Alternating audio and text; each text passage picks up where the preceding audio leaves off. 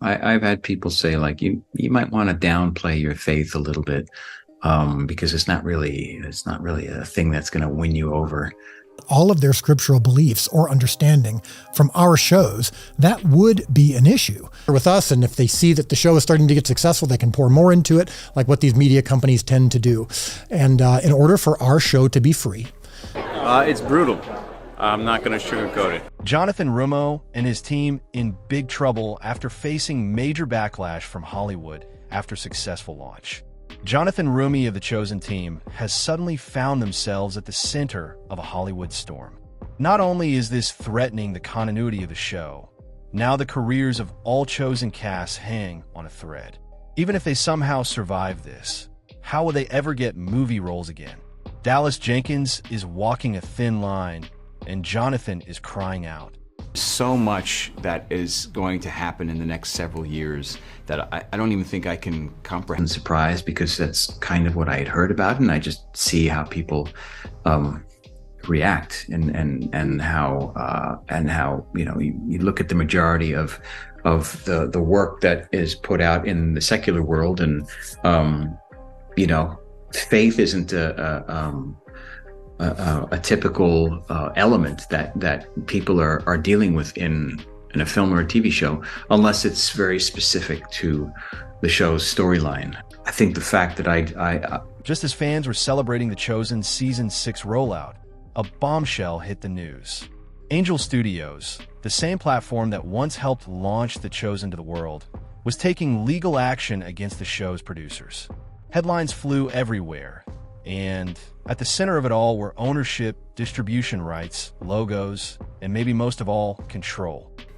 With right now that I just wanted to keep you informed on. So this is about our relationship with Angel Studios. So checking my notes occasionally, I want to make sure I'm totally accurate. I want to make sure that I say everything that I'm allowed to say at this time. But legally, he's trying to protect himself here, which totally makes sense, right? So forgive me if I'm checking my notes. But as you may know, we used to be in partnership with Angel Studios. They were our original. The Chosen, which has become a worldwide hit with its record-shattering crowdfunding machine, terminated its agreement with Angel last May, citing multiple breaches of contract, and the partnership was canceled after an arbitrator agreed with the show's producers, whom Angel was forced to pay $5 million in restitution. The situation got so intense that Hollywood Watch reported about it. But before we go deep into how this legal battle is faring so far, let's see how Jonathan faces a lot of critics from Hollywood. Jonathan Roumie has always said that his faith is not something he just performs, it's who he is. And that becomes especially clear when you look at how he handled the quiet, sharp attacks that came from within Hollywood. So I wanted to ask you, what was it like going on The View? Because I would imagine you would have thought, oh, it could be a minefield, but you seem to handle it. You did handle it really well. Thank you. I think for a millisecond, I was like, oh, I wonder how this is going to go. But I was never worried. I prayed about it, of course, and like everything else that I've committed to on this journey, I have to surrender it. I'm like, Lord, you've given me this opportunity. I must be for a reason. So I'm not going to worry about the consequences. I'm not going to worry about anything. I'm just going to go authentically be who you made me to be. There was a season when the criticisms weren't just online or in press articles. They started to show up in the room. Little things, fewer invitations, side comments in interviews, warnings to dial it down. Hollywood didn't always say it out loud, but the message was clear. The Jesus talk might be too much. Encounters. Now, often when we think of Jesus, we think of his peacefulness, right? The Prince of Peace. This season, we see another side of him, though. We see what I'd like to call righteous anger. Can you talk about what brings him? When Jonathan appeared on the show, many expected him to soften, to play it safe, but he didn't. He spoke openly about prayer, about God guiding his journey, about trusting when there was nothing left but faith. Some hosts nodded politely. Others didn't hide their discomfort. But Jonathan, he never flinched. No matter how awkward the energy got, he kept his answers rooted in the gospel. Yeah, hypocrisy. Hypocrisy within the church establishment, the temple establishment of his time. So seeing religious leaders basically subvert the meaning behind and the practices of his faith at the time, and extort the poorest of the poor during the holidays, you know, when they all had to bring their sacrifices to be slain for Passover. They were getting, you have to pay taxes, and then you have to pay Roman tax, and then there's a conversion tax, and there's all of these these bills, excuse me, fines that were levied essentially just to be able to practice your faith. And among very many other things, that was... And that's the thing. He didn't fight back with anger or tweets. He just sat there, calmly, quietly, and refusing to pretend. Now let's get back to legal troubles we were talking about.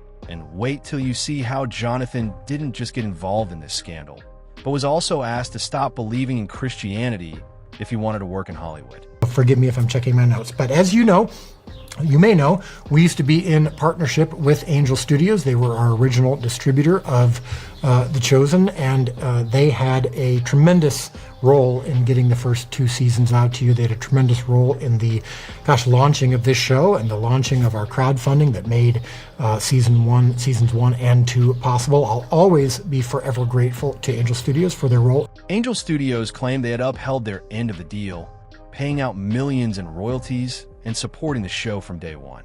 But the Chosen's camp fired back. They said the contract had been breached, that certain rights were overstepped, that this wasn't just about business, but protecting something sacred.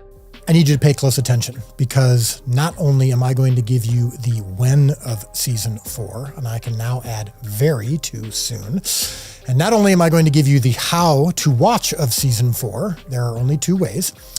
I have some very important information about how we got to this situation, what you've heard or said that's been wrong, and what all this means for the future of The Chosen. If all you care about is the when and how of season 4, you can scroll through this video for it. And Dallas Jenkins spoke honestly about why season 4 hasn't been released for free yet. It's not because the episodes aren't ready. The real reason is legal problems behind the scenes. Now, I'm going to give you the how later in this video. And if you want to watch in double speed to get there, that's fine.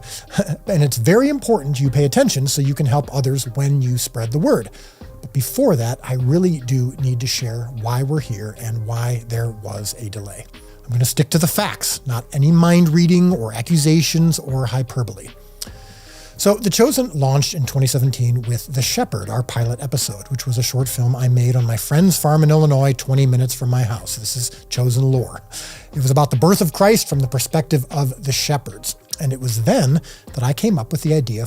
There's a disagreement between the people who helped distribute the show before, Angel Studios and The Chosen team. This disagreement is about who has the right to share the episodes and how they're allowed to do it. Show about Jesus and his followers.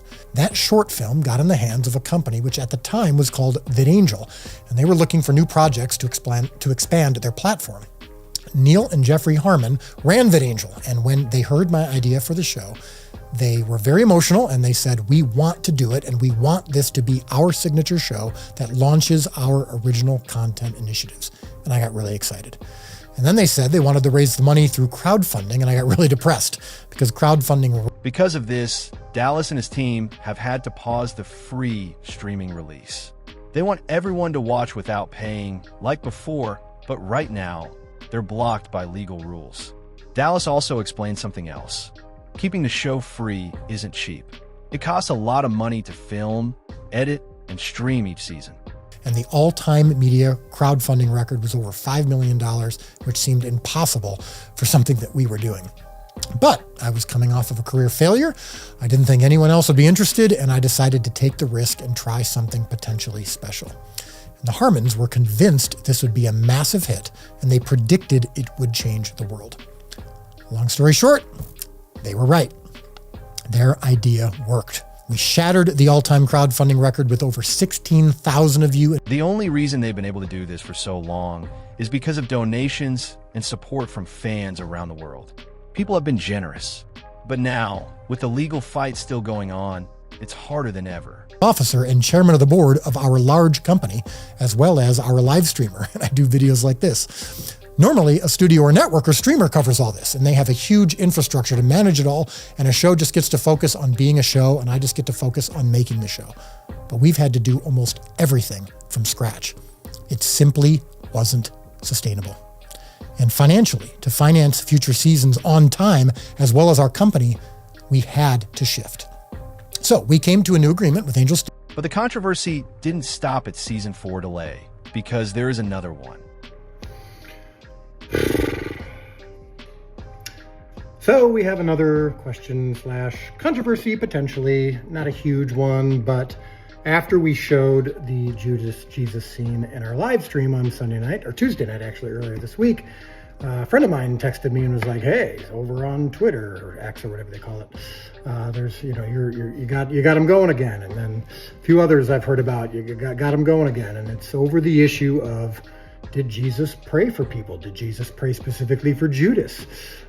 Did Jesus want Judas to change? One of the biggest controversies The Chosen has faced recently came from a quiet, emotional moment, just a single line of dialogue.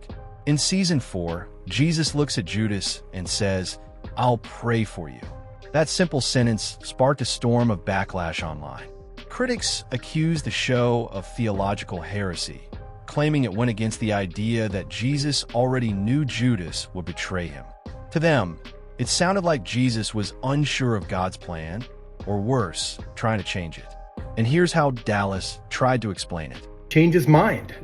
Did Judas have free will? Was Judas ever saved? I mean, all the typical Judas questions started to come up, and of course, there's a measurable amount of people who believe that we got it wrong, that I got it wrong, and that, of course, ranges from we got it wrong to leading people to hell to, I think one question was asked, and I think it's a fair question. Well, would Jesus have prayed for Judas to change his mind? Obviously, it's a question that's worth considering. And actually, while I'm somewhat surprised that the concept of Jesus saying the words "I'll pray for you" are controversial, I'm not actually that surprised that something like this comes up, because it's a sensitive topic. For a show that has always tried to stay true to Scripture, this backlash hit hard. Many people said The Chosen was now making things up or softening the betrayal. Dallas Jenkins, the show's creator, quickly stepped in to respond. In a live stream and follow-up posts, he explained that the line was not meant to show Jesus trying to change Judas. Or whether it's eternal salvation or not. So these are important issues, and that's why I'm actually glad sometimes when this happens. When some of these quote-unquote controversies come up, it's actually a great opportunity and a great reason to have the conversation, to talk about these kinds of things. Now, the problem is that some critics while some critics are fair and reasonable, others are silly, and they love to read minds, they love to take things out of context, they love to claim things were said that weren't there, such as Jesus praying for Judas to change his mind, which... Dallas pointed to Scripture to support the scene. In Matthew 5, verse 44, Jesus tells us, "Love your enemies and pray for those who persecute you." Luke 6 echoes the same thing. So, if Jesus asks us to pray for our enemies, why wouldn't he do the same himself? But all that kind of stuff comes up, and I'm not actually talking to those folks. I'm not trying to, I don't care to convince anyone else. I'm talking to you, the person who is either genuinely seeking or genuinely trying to understand, or maybe isn't as familiar with some of these topics or issues, or also has a friend who came to you and said, "Why do you watch this heretical show?" And it'd be good for you to have an answer. So, let's talk a little bit. So here's what the issues are, and these issues, by the way, are discussed by myself. He also revealed that the scene was reviewed by several trusted biblical scholars, all of them conservative Christians. Not one of them flagged it as unbiblical or heretical. So what looked like controversy may have just been compassion misunderstood. In The Chosen, Jesus' love isn't clean or predictable. It's mysterious and bigger than our boxes. Could that be the part that makes people most uncomfortable? And here's what happens if you go on YouTube and scroll through. You'll see a bunch of pretty hysterical headlines at times. The things like, "The Chosen waves pride flag on set." "The Chosen's all about the money, and they've sold out, and they're trying to please the woke, and The Chosen is promoting yada, yada, yada." So here's the thing. I'm not responding to them. I'm not responding to anyone who started all of this. I am communicating to you, the potentially confused viewer. And I'm just giving you clarity. Like I said, even if we disagree, at least the disagreement should be about accuracy and the correct things. The pride flag controversy hit The Chosen like a wave no one saw coming. It started with a simple behind-the-scenes video. In the corner of one shot, a crew member's personal pride flag was visible on their gear. That tiny flag, not part of the show, not a statement from the cast or producers, lit up the internet with anger. Suddenly, The Chosen was accused of pushing an agenda it never promoted. Why didn't I respond earlier this week when this all started to blow up? Basically because I'm busy. I have been making the show. It's a 12 to 15 hour a day exercise, and I always focus on the work first and foremost, and we try to avoid caring about or listening to the noise that's around the work when it does come up. But it's not like this is new for us, and the things I'm going to share in this video are not newly formed. When The Chosen faced theological backlash, Dallas Jenkins didn't run from it. He leaned into Scripture. One of the loudest moments came when people questioned the character Nathaniel referring to Jesus as Son of David. Critics shouted, Jesus wasn't from the house of David through Mary. No. And where you can watch season 5 exclusively at the moment. Now, Angel Studios appealed that decision, as is their right. That was expected. And just last week, we got the fortunate news that 3 independent arbitrators reviewed the case in depth and all independently upheld the original. But Dallas had done his homework. He calmly walked through the genealogy, linking Mary's lineage back to David through Luke 3. It wasn't a scriptwriter's guess. It was Bible-based. Even more than that, he pointed out how often Jesus is called the Son of David in the Gospels by beggars, by believers, by enemies. And while all this was happening, something extraordinary was quietly unfolding. According to data shared by The Chosen, Bible searches shot up by 112%. People weren't just watching. They were opening Scripture again, asking questions, digging deeper. So while critics put on their badges to patrol theology, heaven was watching hearts open to Scripture. But what if I told you the biggest impact wasn't what viewers saw on screen, but what happened quietly, off-screen? Because while fans were digging into the Word, something else was happening to Jonathan Roumie. And it was about to test his faith more than any Hollywood critic could. Yeah, it's been pretty surreal. Yeah, I can't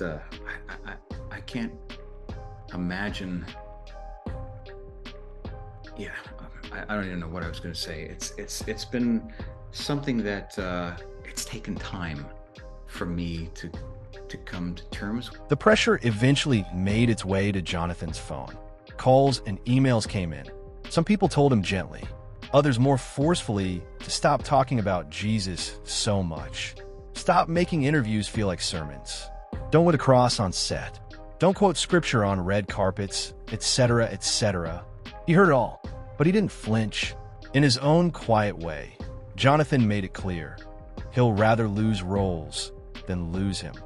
I've had people say, like, you might want to downplay your faith a little bit, because it's not really a thing that's going to win you over, to people in casting films and TV shows. It's like people are more, I think in Hollywood especially, people are kind of nervous about talking about their faith in a business setting. I never was. I'm happy to talk about it, to anyone who wants to talk to me about it. But, getting that kind of advice was a little strange and disappointing, but. And roles did dry up. Some casting agents avoided him. Talk shows passed him over. Industry buzz started branding him too religious. Have you seen how one man's faith lead to Hollywood's shakeup? But here's the thing. Jonathan didn't need a talk show couch. He found his stage in stadiums, in church events, in silent moments between scenes. And more people started listening. He didn't just play Jesus. He followed him, even when it cost him. But as seasons roll on, what happens next? Can faith survive the fire and grow even stronger?